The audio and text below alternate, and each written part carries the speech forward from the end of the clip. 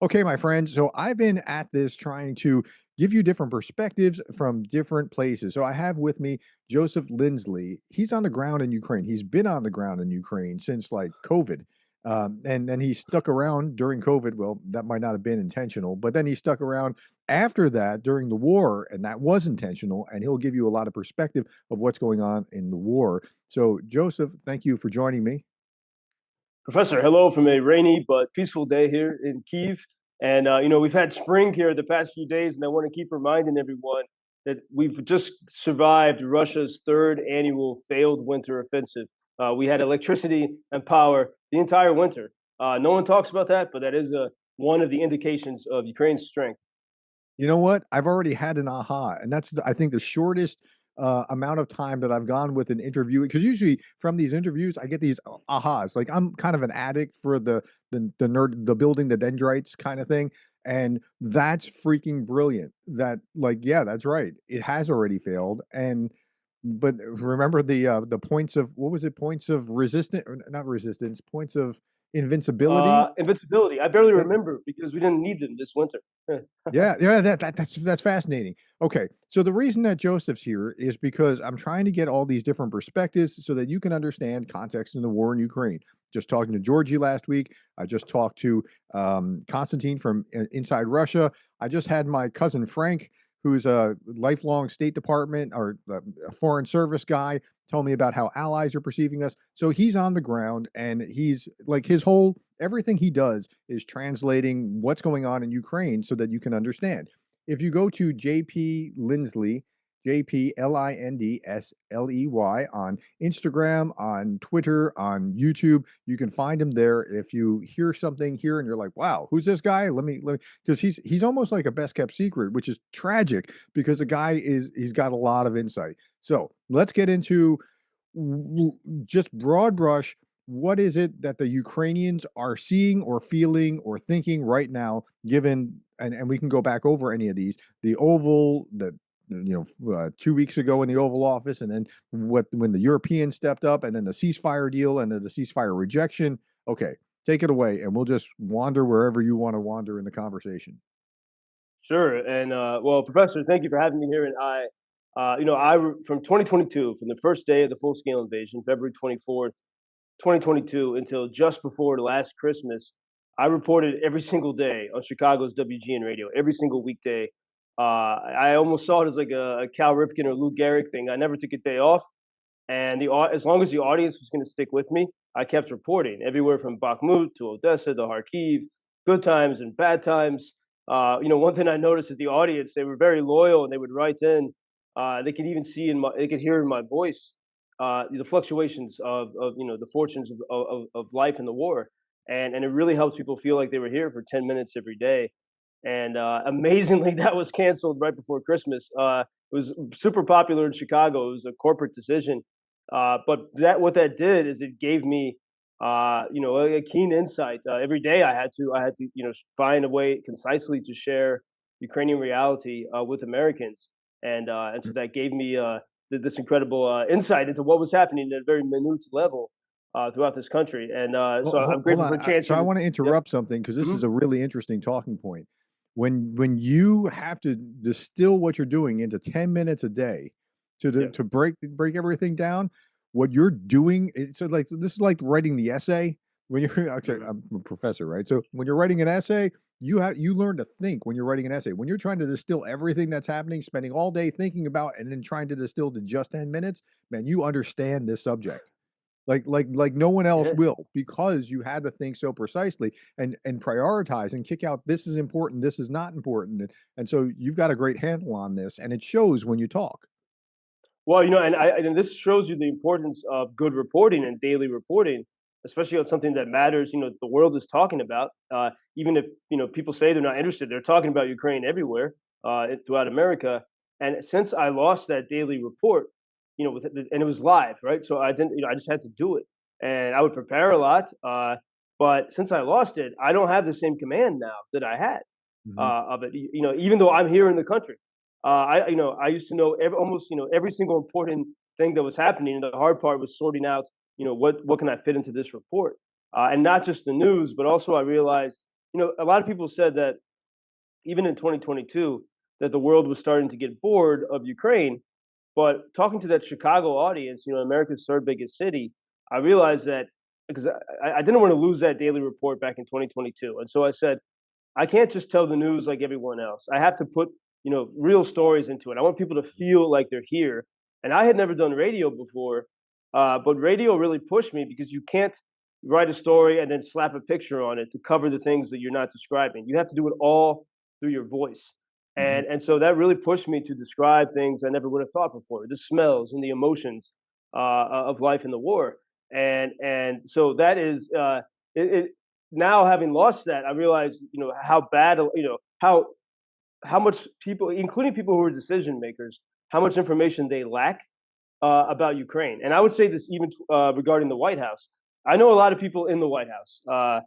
Some old friends are working there, and I would say right now my mission is helping people in Kyiv, influential people in Kyiv, understand the mood in America, and then helping leaders in America understand the Yeah. reality here in Ukraine, because it's You really have to at cross translate both wires. ways. That's interesting. Exactly. Yeah. Yeah. Well, we saw with that Oval Office kerfuffle the great need for this, and a very urgent need, and so that is the because I, if you think about even when I talk with people from Washington, like a month ago, I was talking with a retired American general who supports Ukraine, and he wasn't even armed with the positive stories of Ukraine's successes. That's why I Yeah. started this broadcast off talking about Russia's third annual failed winter offensive. The absence of a problem doesn't make for a great headline, and so no one knows about it. No one know. I mean, I think right. I mean, it's But we you're didn't die right. today, and you look at the city of Kharkiv, 30 miles from Russia, where I try to spend most of my time. That city comes under frequent and heavy bombings, but it is the safest when Russia's not attacking. There's low crime. It's the cleanest city I've ever seen. It's an entrepreneurial city. People are creating new businesses, even with the daily attacks. And for me, that one city shows that this can work. And when we talk about some kind of deal with Russia, a lot of people in Washington think of partitioning Ukraine. Well, the most defiant place in Ukraine, as far as I see, is the closest to Russia. It's Yeah. 30 miles from Russia. They're never going to give up. Like people in Lviv are more likely to surrender because it's softer there, but not in Kharkiv. Or look at the Black Sea. Russia's navy is virtually gone. They've been creeping back a little bit in the past 2 weeks, but virtually gone in the Black Sea. They had to leave Crimea. That's thanks to Ukraine with their sea drones. Ukraine without a navy, because we hear so often the new administration worried about our own navy and what China can do, and they're totally ignorant of what the Ukrainians have done with drone innovation to destroy Russia's Black Sea Navy. They're very Yeah, ignorant of it. but they don't have to be ignorant, right? Like the Yeah. information's out there, but it has got like what so okay, help me understand this.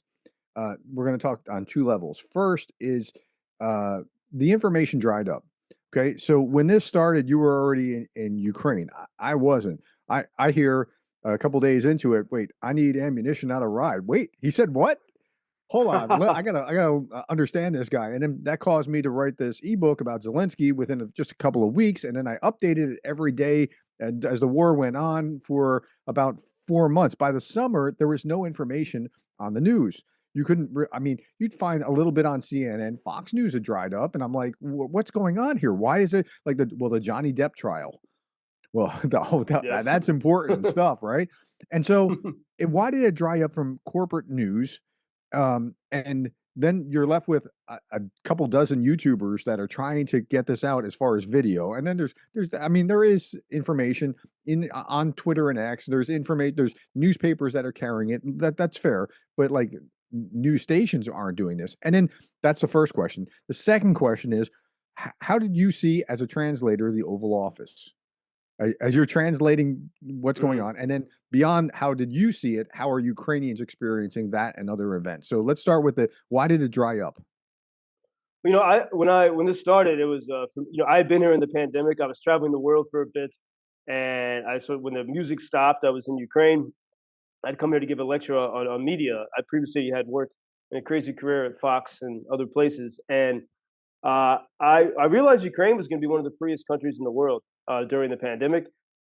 So I stayed, and it was a bit hard to leave at first. My flight was canceled, but I ended up staying, and I got healthier than I ever did my whole life, and I was ready to leave in January of 2022. It was easy to travel again, go back to the US, but we knew this was gonna happen. I had a lot of friends that had worked in the Pentagon, was pretty well informed on Russia's maneuverings, and I said, maybe it's time. I've had a nice break here during the pandemic. It's time for me to get back to journalism, and so I chose to stay.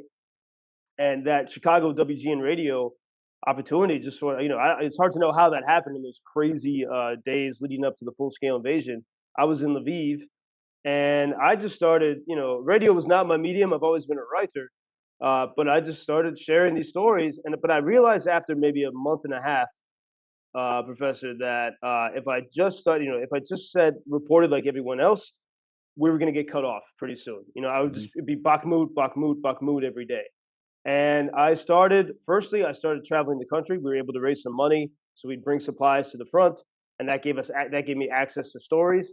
I think Mhm. also because I was on the radio without a camera, people would trust me more, and so I Mhm. could tell better stories that way, and sort of keep things a bit anonymous, and so to get juicier and more honest accounts of what Yeah. was happening. And I actually, I thought even psychologically of the audience. If you're driving to work on Monday in Chicago and you tune in, it's Monday morning. No one wants to be going to work, perhaps, right? And so I wanted to see, on Mondays, try to share stories of inspiration. Obviously, if something horrible happened, that would be the focus. But otherwise, I really was thinking of the audience and how to make this an enjoyable experience so that they can spend these 10 minutes a day and feel that they gained from it, not only knowledge and information, but some kind of inspiration. And we began to share Ukrainian music and sort of I could go deep into the culture and the history once I Well, had the you're also audience sort well of. positioned there because Chicago's got a huge concentration of Ukrainian, like Ukrainian people of Ukrainian descent, and so like you can hear WGN all over the country, internet now. But that happened to be a, I don't know if it was a happy coincidence or what, but that is a thing within the U.S. Yeah, and the audience was incredibly loyal. I mean, they would even so many people I've never met. They felt they knew me. Some of them came here to volunteer, and as that went on, for 3 years, I began to realize that Chicago was the base audience, but the audience that I really wanted to start reaching, I defined as Austin, Texas, because Austin is sort of the capital of American sort of conservatism now. It's sort of the ATM of the Republican Party in many ways. You have Elon went to Austin, Joe Rogan went to Austin. Many of the people who influence the current administration are there, and these are people who they went to Texas from California. A lot of them because they Mhm. believe in freedom. They were seeking freedom, and I know a lot of them. They didn't know how to define it, but they knew what they were. They knew what they were rejecting, and I knew that if those people in Austin, if they actually saw the real Ukraine, or if they started by listening to my reports, they would say, wait a second, this is exactly the type of society we're trying to build. But they have several blinders that have prevented them from seeing it. So I had Chicago as a loyal daily base, but always trying to work to reach the more difficult audiences who are skeptical about Ukraine. So that was all fascinating. My first question, though, I want to go back to is why did the mainstream news just kind of flitter away? Well, Like, I think as I saw it in my micro level, I mean, I was because I didn't want to lose that daily report. I was cognizant of the audience and even down to the detail. Monday morning, what kind of stories are more palatable than on a Thursday? And you have to. I was really cognizant of that psychology of the audience. I listened to the feedback, and so I was able to keep them engaged because I respected the audience. And I think with a lot of the media, I mean, I know a lot of brave and great reporters that are here, but they approach it differently. I was devoted to the cause and the story, and I think that that's shown through in my reports. If I hadn't been, let's say if I was a reporter that could be traveling the world, going somewhere else, I would do my reports until someone told me to go somewhere else. yeah. And in the end, that's what happened. I mean, after 3 years, and I think kind of what happened is we went, even though it was a very popular report in Chicago, a corporate executive for the company that owns WGN happened to tune in one day, and he called the producers. This is the last Christmas, 2024. He called the producers and said, "Are we still going to Ukraine every week?" And the producer said, "Sir, actually, it's every day for 3 years." And he said, "Get it off, get it off." and it's just this myopic mindset, which I saw when I worked at Fox News. Oh, this is not how things are done.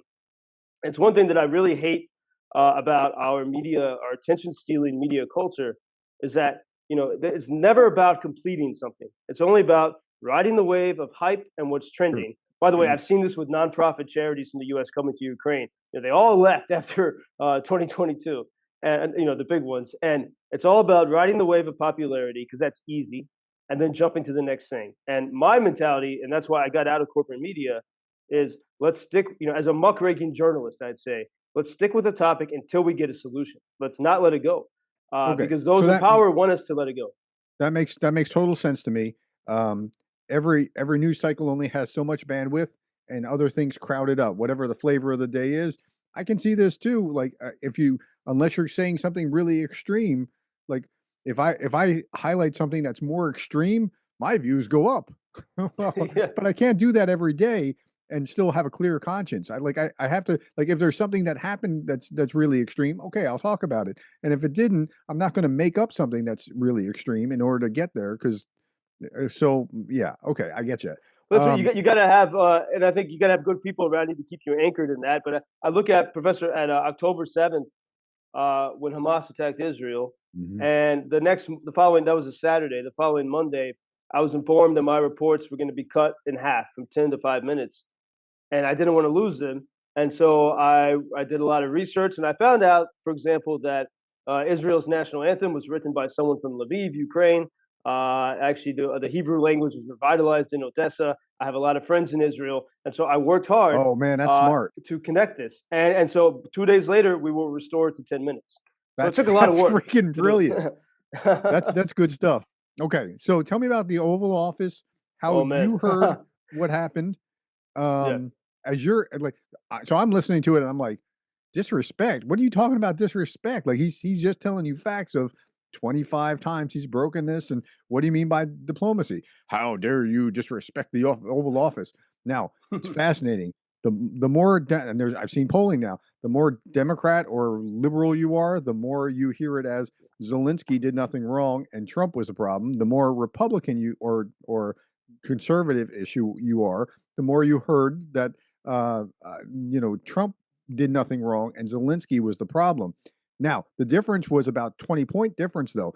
It was very hard on one side, and on the right hand side of the spectrum, there was about 20% that said no, and another 60 some odd percent said yes, it was right, Mhm. because there's that 20% that's probably, my guess is that those are more like old school Reagan conservatives who are still kind of lining up on the other side of the spectrum.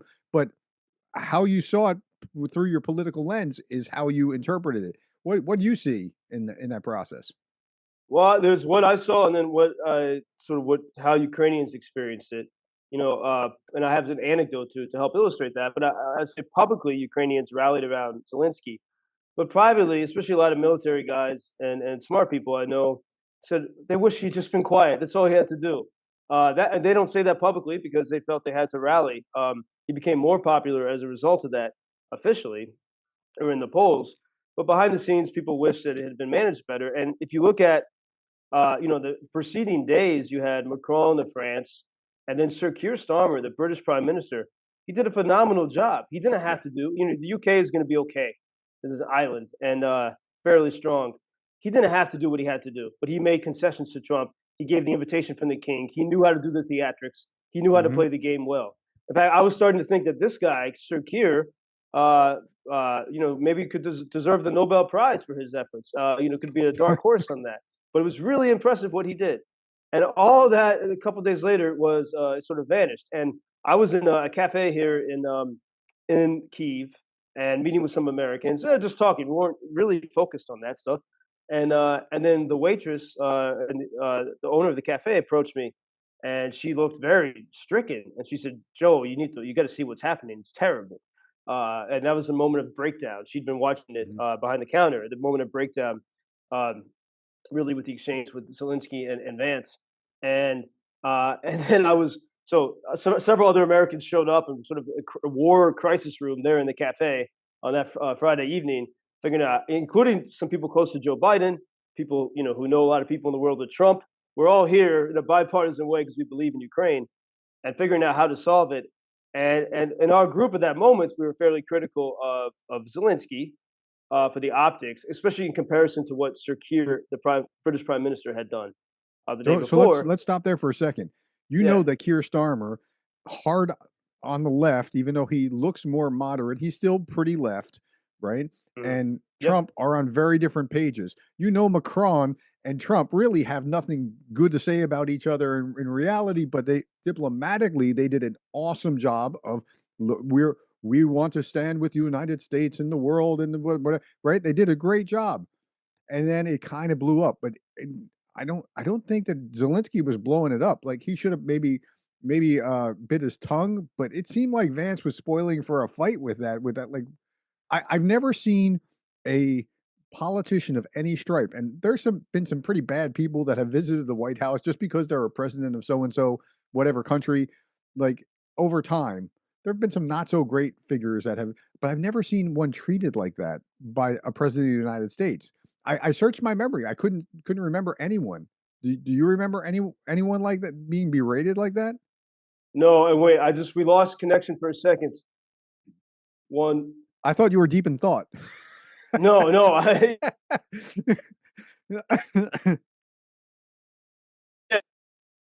Okay, here he's deep in thought again with that finger in the air.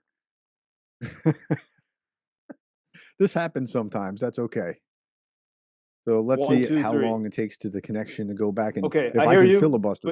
But Um, okay, so you're back. I thought you were okay, deep we're in thought back. because you just had this quizzical look on your face. And what I was saying was, have you ever seen a president of the United States berate any other world leader the way that Yeah. Zelensky was treated? I've never seen it before. No, but we haven't seen a president like this, and this is what all right, that what happened in the Oval Office was the most important and consequential episode ever of The Apprentice. And there's two actors. True, I mean, and Zelensky's an actor. He's a showman. He gets this, but so is Trump. And if you remember The Apprentice, and by the way, no one in Kiev was prepared for that. No one even knew what The Apprentice was, as I found out Right. that day. Sadly, now they know. I'm telling them to watch it. The In The Apprentice, Trump would have his executives, sometimes his Hmm. kids, to grill. They would be the bad cops very often against the contestants. And Zelensky, Zelensky played president in his show Servant of the People, and then he became Uh-huh. president of Ukraine.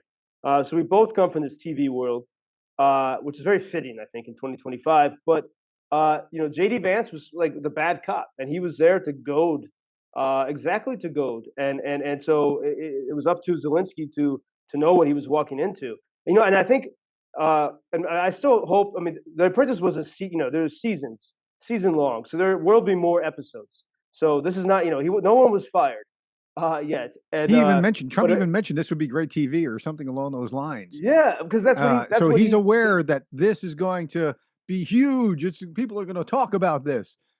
It's also creating ripples in the international community, and it properly put Europe on notice. Like, crap, we got to do something, guys.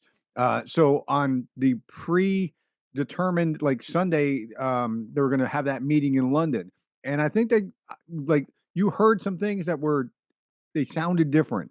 That not just we're standing with them, but we're gonna have to deal with this on our own. Like there was a tonal change, and you're seeing some actions that I don't think you would have saw without that meeting. But I don't know that Trump meant it to be that way. Maybe he did. Maybe he's a super genius playing 10 moves ahead. I keep hearing this from like MAGA crowd kind of folks that want to give him the benefit of the doubt. I'm not sure that I can see that. In fact, I'm pretty sure I can't see that. Maybe somebody else can. I just don't see that. But the accidental this is the way I would frame it. The accidental side effect of this was huge. Yeah, it's surely. I mean, with Europe, I mean, if you know, it didn't. The destruction of Mariupol was not enough for them to really get their act Right. together.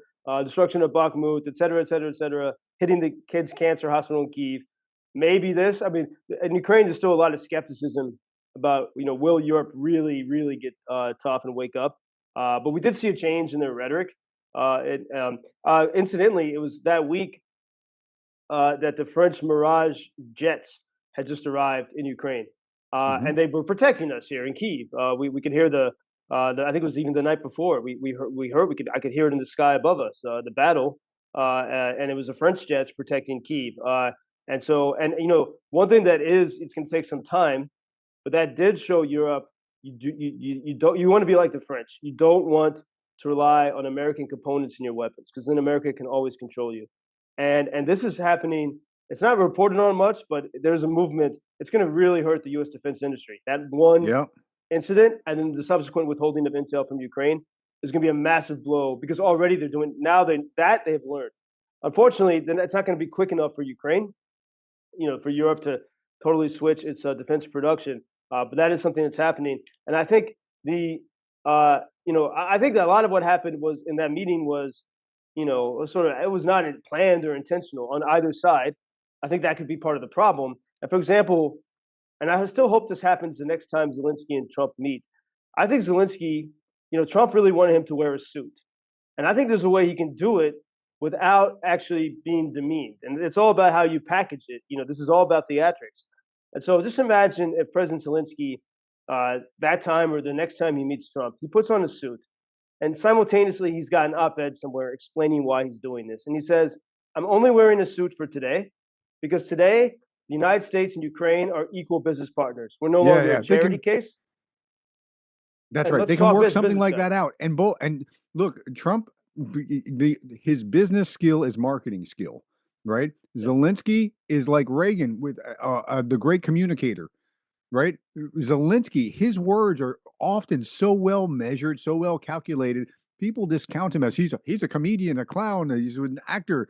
Yeah, but he also understands how media works. Like that first night in Kiev, I'm here, the prime minister's here, the head of the office is here. We haven't left. Look around, right? Like that was huge. Like that was one of the high watermarks for leadership in history. I 100%. mean that was really profound. So I think that Zelensky will get that, and doing something like that, I think, would be a very profound way of sending some kind of message. If that's yeah, that's very smart. Yeah, I mean, the key is to do it in a way that actually, okay, you're sort of meeting the demand of Trump, but you're doing it in a way that makes you stronger. And that's, and I realized that, I mean, the fact that people in Kiev were not aware of The Apprentice shows they were not prepared for that meeting. And that's not good. Sir Keir was prepared. And I think, and that's one thing that I mean, because I know people in the White House, because, I know lots of MAGA people and respect them, I know what the objections are to Ukraine. And it sounds silly and ridiculous. I was speaking yesterday at a conference in Kiev of Orthodox Christian leaders, Hmm. and talking about how the Russians are destroying their churches. The Russians paint themselves as the religious people, but they're actually more people in Ukraine go to church, even though Ukraine's smaller. And the we're talking about how to share these messages with America, and there are a few blinders that prevent MAGA from even wanting to understand Ukraine. And this goes to the highest level. It goes to Elon, I think JD Hmm. Vance, and it's three things. It's Burisma, the energy company that Hunter Biden works for. MAGA thinks that it's Ukrainian, and that's why Yeah, Democrats it's are Russian, supporting isn't it? Ukraine. In origin. It's Russian. It really is, and we can go into the details, but it's against Ukraine's revolution. It's a company that is pro-Kremlin, and they want to be able to control Ukraine to plunder it. So it's not the CEO fled to Russia from when he was in Moscow is when he hired Hunter Biden. That's one thing. It's not Ukrainian. Two, Victoria Nuland, the CIA lady, not CIA, State Department lady, who somehow is credited with creating Ukraine's 2014 revolution that restored Ukrainian culture and language. I mean, amazing things that no government official could ever do. And then the third thing is American frustration with 20 years of war in Iraq and Afghanistan. And these Yeah, I three think that last frustrations, one, I don't know if you can overcome that last one, but the other two, you can yeah, actually reason them through. And part of that mhm, is the Orthodox Church. And when you have Tucker Carlson saying what he's saying, you don't have enough on the other side saying this. Um, Stephen Moore is trying to diffuse that, but like his movie will help. With the movie that just came out recently of the actual persecution in Ukraine, or sorry, mhm. of Ukrainian of Christians in Russia compared occupied Ukraine, that sort of thing. as opposed to what is claimed about Ukraine doing it to Ukrainians.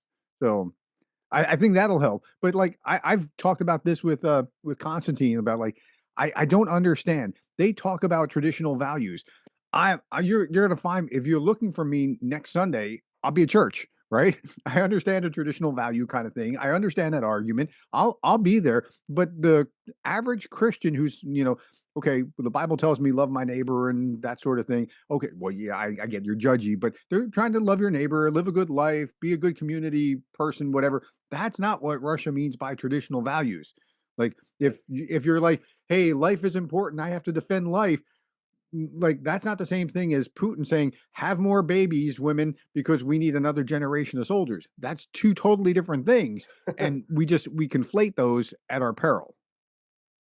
Yeah, but and Professor, I think the reason why that conflation happens is so when America, and I find this in one-on-one conversations when I press people on it, and I've seen it. We have some good evidence of this that the Americans who oppose Ukraine, the MAGA people who oppose Ukraine, and I think this even goes to the highest levels.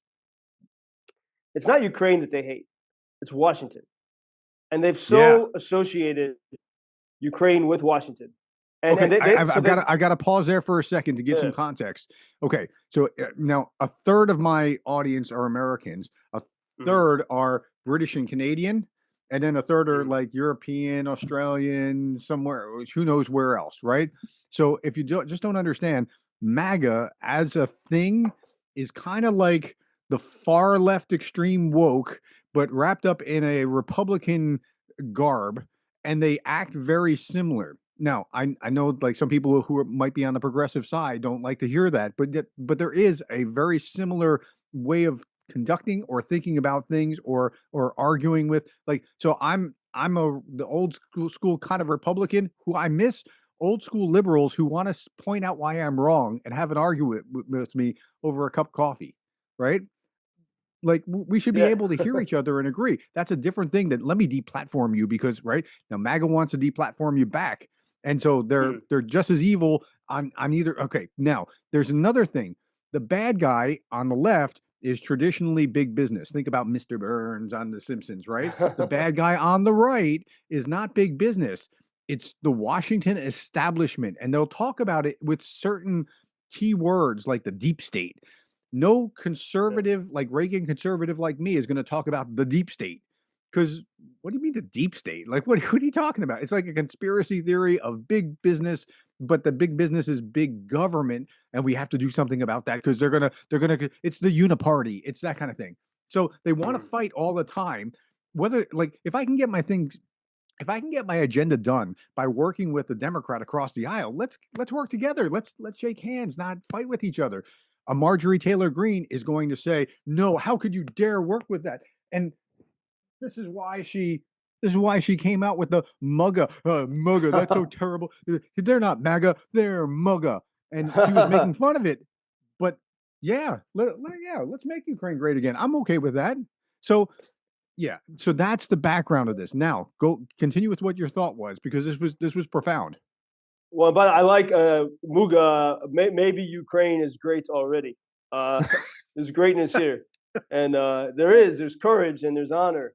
The things that everything that JD Vance was um, crying about that Europe doesn't have in that speech in Munich is here in Ukraine, but they don't see it yet. And I think if you think about, all right, why is Robert F. Kennedy Jr. part of MAGA? And I speak about like I'm looking for empathy here to understand. That's the only way you can ever persuade people. And he comes from a place of trauma, American political trauma. His father and his uncle were assassinated, and he thinks but by the deep state, by the apparatus, by the system, and his movement against the chemicals in our food, which I respected. A lot of people. I mean, by the way, there's a lot of healthy natural food here in Ukraine until it gets erased by Russia. But so there is a laudable sense in MAGA that's like we're not happy, we're uncomfortable with the way things have been. Okay, and just like you would have on the left with Black Lives Matter and all this, like, okay, let's understand that because that's and Russia understands that. Russian, Yeah, they really going do. back to the KGB, they listen and they like, what are your pain points? And like a wizard, they come in and they push your pain points and they use it to persuade you to come to their side. and we're not listening. We don't listen to each other anymore. I think in America enough, and so I think with I mean, so I try to speak some of their language when I'm describing what Moscow. Moscow is the ultimate deep state. They haven't really changed much since communist times. They're led by the KGB. That's the ultimate deep state. All right, Mhm. that's and the I understand this American frustration um, with the war machine. I mean, I started my career working at the Weekly Standard, the people that pushed for the wars in Iraq and Afghanistan.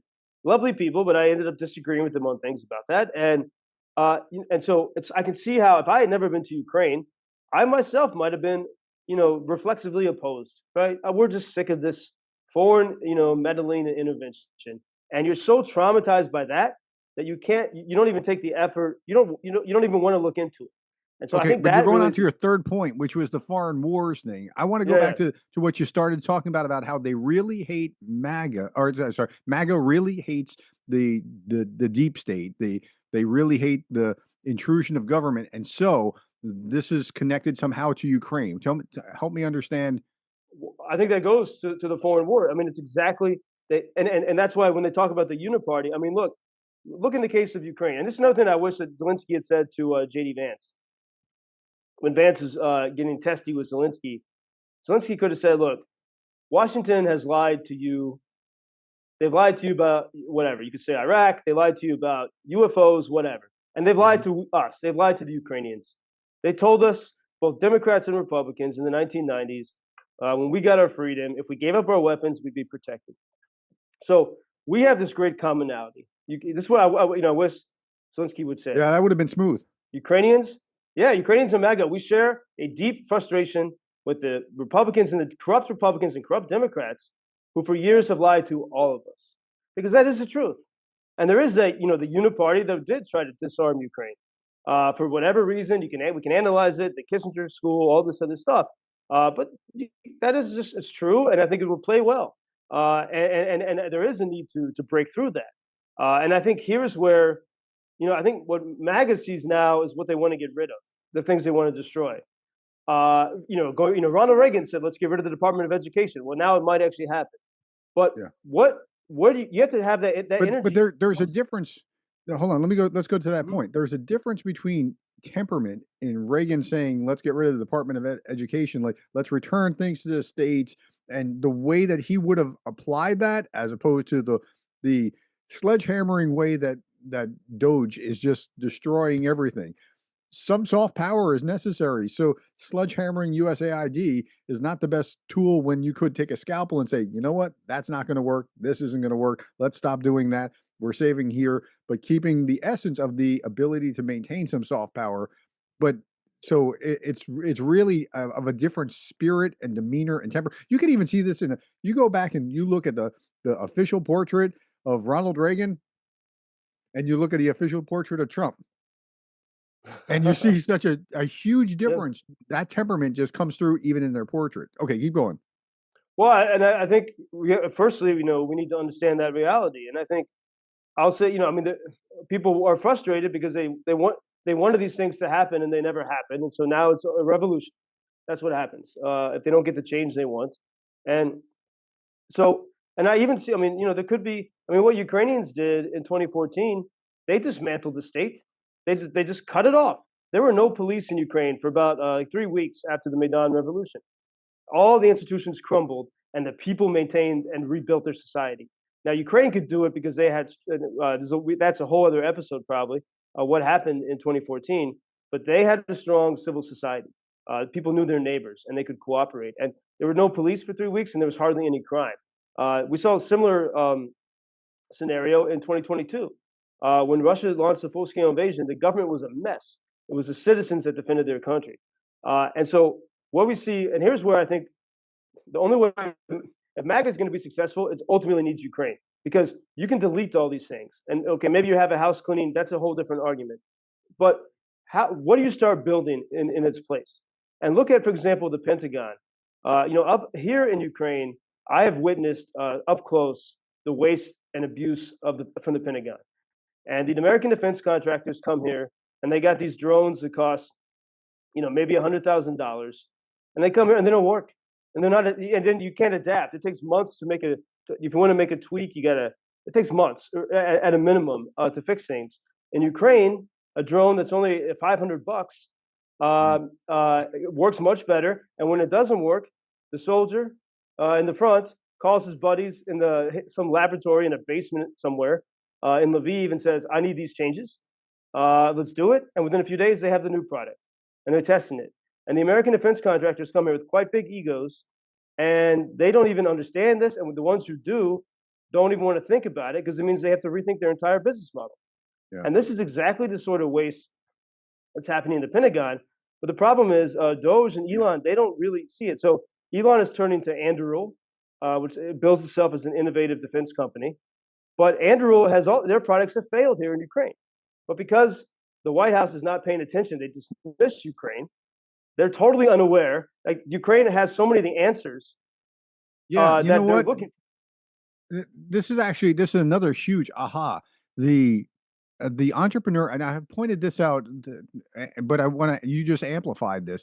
The uh, entrepreneurial, the agile, the lean processes that the Ukrainians are going through because they have to, because necessity is the mother of invention, and they have to do this is such a refreshing difference. I see what when I very often compare what the Russians are doing, both militarily and anti-entrepreneurially, bureaucratically trying to make their army work, as opposed to what the Ukrainians are doing, and it's night and day. And this is such a great model for what we should be doing. If we would only focus on that and go, "This is what we want to be," that's huge. Like that's a great point. Yeah, That's really profound. I mean, if we stay, yeah, and if they would just stop hating on Ukraine, and again, I know what they hate Ukraine because they hate Washington. So my task is to try to separate Ukraine from Washington. And one way I do that is by pointing out, I mean, Joe Biden restricted Ukraine from winning so many times. He was very reluctant. Mhm. Uh, Even Mike Johnson, when Mike Johnson had sort of a come to Jesus moment on Ukraine, especially because of what Russians were doing to the Christians, Mike Johnson told Joe Biden to get tougher. He said, "Send the attackams," Mhm. and Joe Biden refused. And so let's point that out. That actually Biden was not helping Ukraine so much. And Professor, I went a few weeks ago. There was a military tech conference in Kyiv called Brave One. They had to keep it very secret because it would be a big target, of course. And if you had dropped anyone from like Elon or supporters of Elon into that conference, they would have had a transformational moment because you had people from all over Ukraine, a lot of young people making products to help their friends in the front. Incredible Mhm. stuff. There was a retired General Petraeus was there. Lots of stories about him, but General Petraeus afterward he told me, um, he said, "This is the best event I've ever been to in my life." Because Mm. it was such a great energy, amazing products, and this is exactly the week when Trump was saying a lot of negative things about Ukraine. One of the weeks, and no one was talking about that. They were focused on what do we need to build, and if you're interested in innovation, this is the capital of it. And Yeah. so it's very sad that all of that is being missed.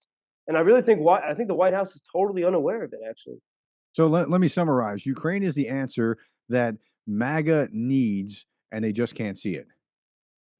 amen. Is that right? Wow, I that should think be the so. title. Yeah, That's let's do it. that's Yeah. yeah, yeah. No, but that's really interesting, and Mhm. they really can't stand the deep state, Washington, whatever, and they're taking that on Ukraine, but they're targeting the wrong target. Now, fascinatingly enough, there's not really support for Russia. It's just we can't be involved in Ukraine, or Ukraine's corrupt, or Ukraine's this or that, or whatever it is. But like when I drive around all over, like I've been up and down the East Coast. My mom just passed, and back in New Jersey, you see. I'm down in the southeast, and when you see Ukraine bumper stickers or flags or things along those lines. Like I've never seen a Russian one. Nobody Yeah. supports Russia. Nobody's like, "Yeah, Russia's really they're the good guys." But we've been diverted by Russian propaganda, social media, whatever else to think, "Yeah, we don't really want to get involved in that. We have our own problems. They're this, they're that, whatever." But it's not like Russia's the good guy. So they win in the media just by diverting from who they are to some excuse. It's a weird thing to watch. Yeah, and I mean, they get. I mean, they know. Again, they listen. They pay. This is reflexive control theory, developed by the KGB. They listen to people's emotions, and they know how to play it well. And when I realized that, really back in 2023, I said, how do we counter it? There's a philosopher. She was killed in Auschwitz. Her name is Edith Stein. She was from the School of Phenomenology, and she wrote a brilliant book in I think it was the 1930s called On Empathy. And empathy is what melts propaganda. If you can listen to people with whom you disagree and listen to their concerns, and then work from that, then you can punch through the propaganda. Propaganda does not want us talking to each other. Tyrants do not want us talking to each other, talking with each other. Mm. And so that I think is my main focus. And I see it when you here in Ukraine. I've seen so many Americans come here, liberals and conservatives, and despite all their other differences back home, they agree here Mhm. on Ukraine. They love Ukrainian society. They find so much to agree about here, and in a way that they want it back in the U.S. And somehow, if we can translate that, show that reality to Americans, I think would help a lot of people understand what Ukraine really is about. Okay, so that's really interesting. I was just Googling the book on empathy because you now added something to my reading list, giving me homework. That's interesting. So now tell me, so how are Ukrainians processing what happens in the next few days? So you have the conference, you have the ceasefire, and Zelensky's like signing on to that. That seemed like a pretty hopeful moment. And then you have the processing of, well, Russia saying, yet, at least not right now, and we have some details to work out, but he's stalling, and I don't think he actually wants to get there. But how are Ukrainians processing this from what you've seen? I think firstly, Ukrainians, and there's always debate here on many things, but are hoping that this moment will show Trump who Putin really is. He's not someone you can negotiate with. And Zelensky will go and talk to Trump man to man, even if he's arguing. Putin won't do that. And there's a hope that can be realized. In some sense, I mean, when people hear the idea of ceasefire, they breathe a sigh of relief because they're tired. But then when they think about it, they're like, well, it can't be done unjustly. They did that. That happened between 2014 and 2022, and it doesn't work. It just gives Russia time to rearm. And so I think these have been the most difficult weeks this entire war. 2022 was difficult and scary, the first weeks and months, but we had adrenaline. There was incredible adrenaline. In fact, there have been a lot of cases of COVID in Ukraine right before that. They all disappeared. I talked to top doctors. The hospitals were not. There were no COVID cases. People had such adrenaline in that February and March 2024. It was incredible, and I wish people would study that. But we don't have adrenaline now. People are tired and broken and on fumes. And so I tell you, these past weeks, it's tough, and you feel it everywhere in the air. It's palpable. It was the other time it was like that was right before the election. There was a lot of frustration actually with the Biden policies that it was going to be a slow bleed.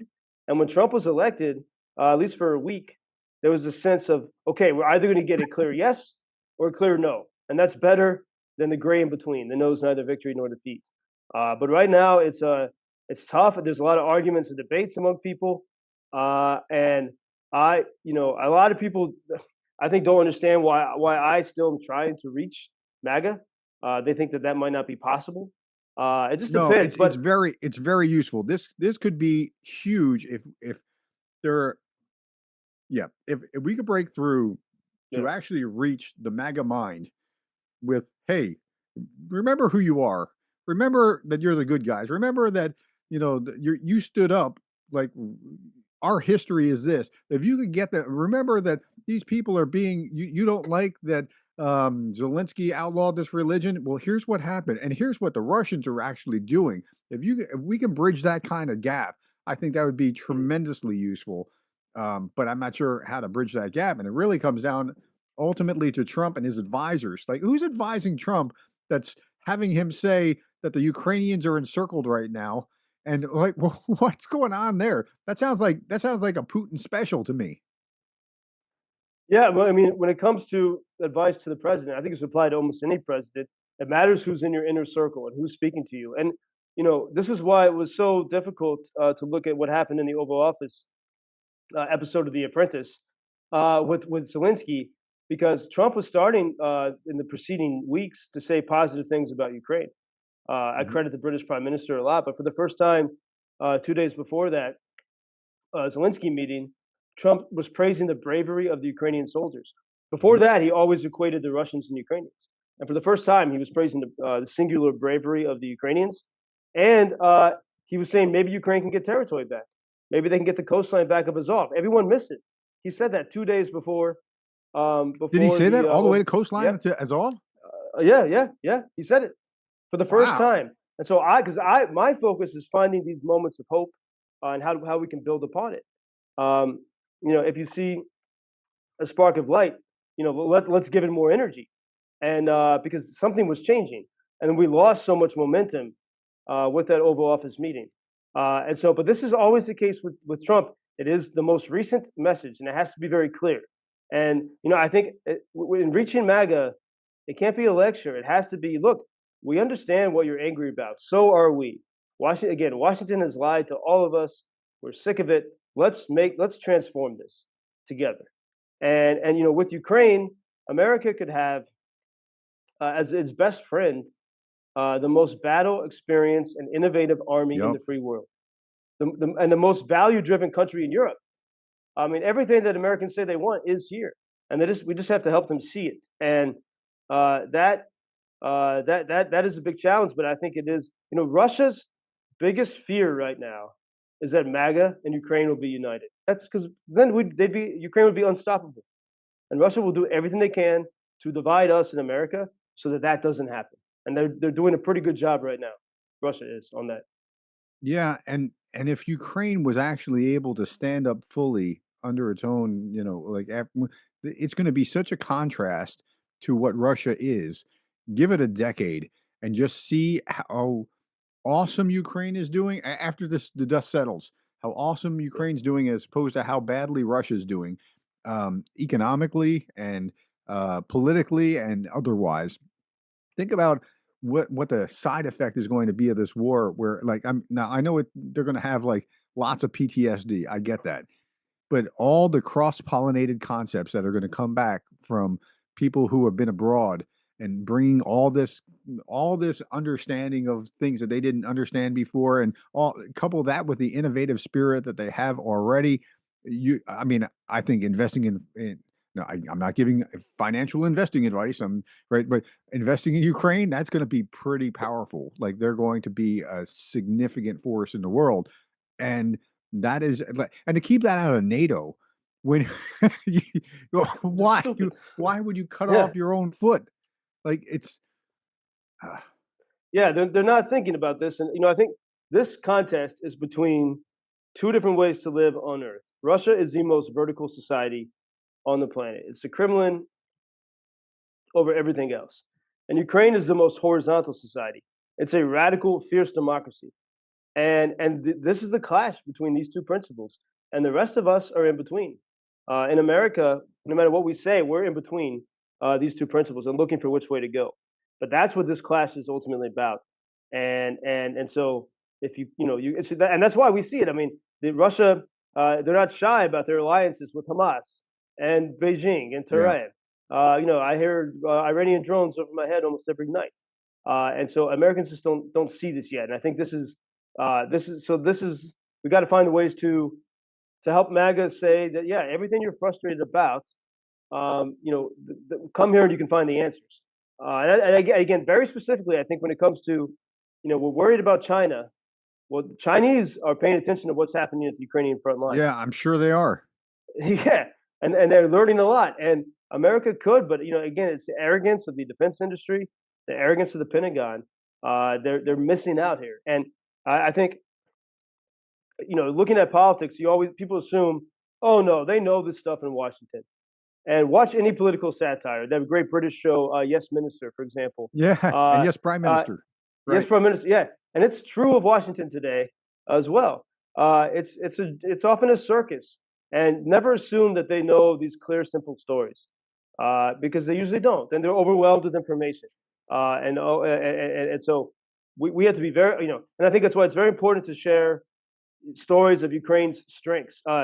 Evangelical Christians were able to reach Trump last year to talk about the horrible things Russia does to Christians, especially evangelical Christians and also Catholics in occupied territories of Ukraine. And that Mhm. worked. Trump started to talk about it, but those evangelical Christians overshot their mark in talking to Trump. They failed to tell Trump about Ukraine's strengths. So he started to build up a picture that Ukraine is some kind of helpless, almost like paraplegic country that couldn't help itself, which is Mm. not true and not accurate.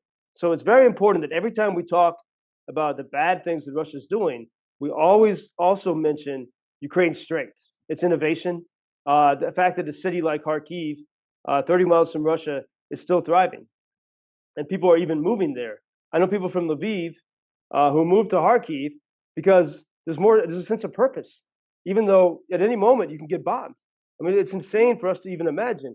Mm. But that is this insane devotion to freedom that you see here in Ukraine. And that story is not yet told in America. What is what within Washington? What could be?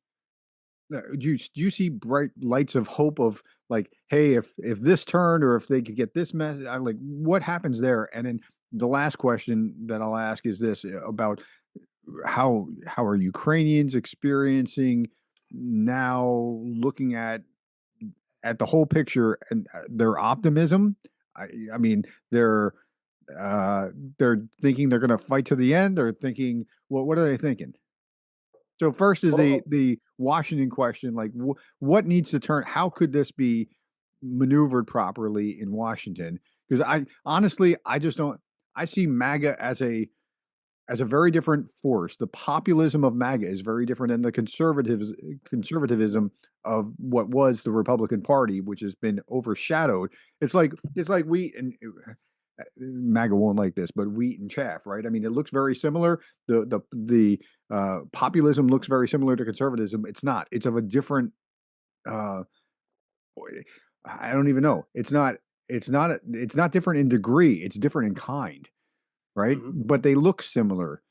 So what of it can how can it change? How can it move that direction? You said what has to change? How can it change? Mhm. Well, I think we need, firstly, we need an optical shift and a reset on how people think about Ukraine. Okay. And Trump's his vision of Ukraine is that created by Joe Biden. It's Ukraine that is restricted from winning. He can't see a winning thing. And so we need to say, really point out all the times that Ukraine was restricted by the previous administration and how Ukraine could be unleashed to win. And I think, but even more fundamentally, going back to those MAGA objections, because really that's at the heart of it.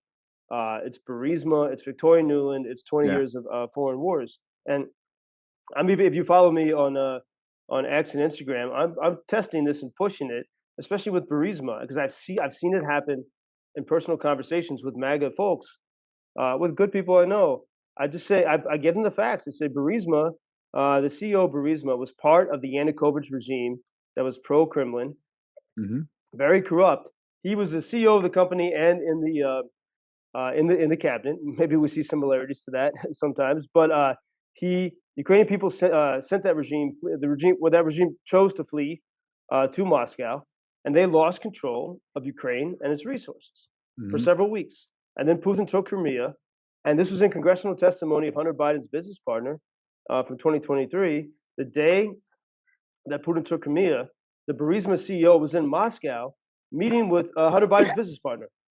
And so it was from Moscow that Hunter was hired, and his father was in charge of Ukraine policy for Obama and did nothing to help Ukraine. So what I want to do is shift the optics to the truth, which is that Burisma is not Ukrainian. Biden was not here because of Burisma helping Ukraine. If anything, he was restricting Ukraine while his son made money from Russia. That's a fact, and I think if we push that, uh, I've seen it open people's eyes, Yeah. and I think that because I know, Professor, I know it sounds crazy, but when I push and push in argumentation with MAGA people who oppose Ukraine, that one story alone is almost the foundation of everything. And Well, you that's can the talk foundation of about, resistance. Absolutely. I can see yeah, yeah, that yeah. because Mhm. Republicans are like, see, Joe Biden, he's connected. We just don't know the whole story. And yeah, okay. whether he is or isn't, that is a big block for the MAGA Republicans, particularly. Sure. And like whether he is Russian is a different thing. We're saying it's just not Ukrainian as a fact. You can't say Burisma is Ukrainian, and so that because I've realized that we can make all the other arguments about security and innovation and how Ukrainians are more religious than the Russians, Yeah, but they plug their ears because they have these yeah. foundational beliefs, and we need to address that. So that I think that can't be ignored. I think nothing changes without addressing those core conspiracies that people believe about Ukraine. Yeah. Okay, so the last question that I had was the view of Ukrainians moving forward. So they're optimistic. They are hoping that some kind of deal or fair deal or whatever comes, and if it doesn't, they fight on as long as humanly possible. Or they, what's their spirit? What's their will? 3 years of war, you think you'd be beaten down, but you're saying they're not beaten down. Well, there's a few variations to that. Firstly, I'll say some people. I mean, these past weeks that I've said have been very difficult, but in a way, some people are saying maybe this is good medicine. Like Trump is forcing the issue. He's forcing Europe to do something. And again, under Biden, the frustration was that where is this going? It's going to be a slow bleed until everything's over. And so there is a sense now that things have calmed down a bit from the Oval Office meeting, that at least these things are being forced. And certainly Zelensky's team sees it that way. I think they do see it that way now. So, but if you Let look me at add Mhm. something you just Yeah, said here. Joe Biden was doing this slow bleed. Do you have a sense of why, or how do Ukrainians understand why? That's two different questions, but related. I mean the first and most obvious explanation would be what Biden's team said, what Jake Sullivan would say, his national security advisor, who was his advisor back in 2014 as well. They were afraid of Russia. They were afraid of Russia's Mhm. threats. But what they never took the time to really examine, every single time, um, like 17 or 18 times, that Ukraine crossed a major Russian red line, Ukraine got stronger, and there were less Russian attacks for like a month after every crossing of the red line. Mhm. I've plotted that out. Most people ignore that, and Russia gets weaker every time we get stronger. But the Biden administration operated from this position of yeah, of a bit of fear. I mean, you look at every statement from Jake Sullivan, and they were almost telling Russia what Russia was allowed to do. From where Russia could attack Ukraine, and so that that's the most basic explanation of it. Just listen to what Jake Sullivan said, and at least now with Trump, we see someone who's got the ability to have tough rhetoric. Now, the frustration's been, why is it directed towards Zelensky and not toward Putin? That's a good And so question. You got an that answer is for that one? no. Well, and this is what people are now hoping, that maybe now Trump is going to feel. I mean, Putin's disrespecting the hell out of Trump right now, Yeah, and is he this is. going to cause Trump to wake up? And so there's a hope, or there's still hope that maybe that could happen. But I would say the hope varies on where you are too in Ukraine. Like when I'm in Lviv in western Ukraine, there's a lot more depression. That city does not get attacked very often. You do have Mhm. a lot of people missing arms and legs. They go there for rehabilitation, but you feel the war Mhm. differently in Lviv. And there's a lot more depression. But then you go to Kharkiv or somewhere near the front, and there's no depression. There's no time for it because you're being attacked. And again, Wow. those the places that are closest to the hell are the most defiant, the least likely to want to surrender. And that's a key thing to point out, that those who are most engaged in this, those who have the most to lose and who are most at risk, do not want to give up. They know what Russia is. They've seen the evil in its face, and uh, and that's why I wish that officials from the White House would go to Kharkiv, not Kiev. Kiev is like Disneyland. You can see some of the destruction. You get your great photo op if you're a foreign leader. Go to Kharkiv. Be brave. Go to Kharkiv, and you'll find some courage. And I think that's a basic thing, that if that happened, I think we'd start to see a shift in the administration's attitude, because you know that those people are never going to give up. Wow. Yeah, there's I started down this path because I heard the I need ammunition out of a ride, and I said, "Who's this guy? I got to know everything about him." And then what I realized was Zelensky's not special. Zelensky is a product of his society. And there's something different about Ukrainians in their temperament and the way that they think about things. One of my viewers said Russians are serfs, Ukrainians are Cossacks, and yeah, Yeah. that really summarized things. I get it. Yeah, there's something there. All right. Well, Joseph, hey, thank you so much for your time. I really appreciate it. I'm sure this gave a wealth of understanding and context to our listeners. I hope we can chat again in the future. But thank you so much for joining me. Hey, Professor, thank you so much, and thank you for everything you do here, sticking with sharing these stories through the ups and downs of this time. And I'm on standby, always here in Kyiv. So happy to speak to you anytime. And until then, do побачення. Thank you from Kyiv. You can follow me at JP Lindsley, or check out our website at howaboutfreedom.com to access my videos and podcasts from Ukraine. All right. Awesome. I am going to take you up on that, by the way. So Yeah, please. It'd be you'll great. be Yeah. seeing more of Joseph Lindsley here in the future, folks. Thank you again for your time and stay safe.